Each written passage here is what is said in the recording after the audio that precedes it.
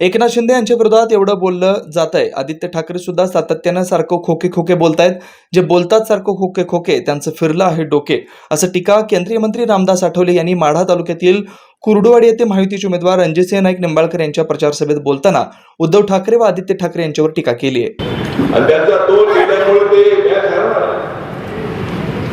एकदा तोल गेला की बॅटिंग बरोबर करता येत नाही, फिल्डिंग बरोबर करता येत नाही, कॅच बरोबर घेता येत नाही. तोल गेला की काहीच आपल्याला चांगलं खेळता येत नाही. त्यामुळे तोल गेलेली माननीय उद्धव ठाकरेंनी या निवडणुकीमध्ये चौकाळून बोलताय, उलट सुलट भाषेमध्ये बोलताय. संजय राऊत आमचे चांगले मित्र आहेत, चांगले पत्रकार आहेत, सामनाचे ते संपादक आहेत. त्यांनी आपल्या शब्दांवर थोडस कठोर ठेवलं पाहिजे.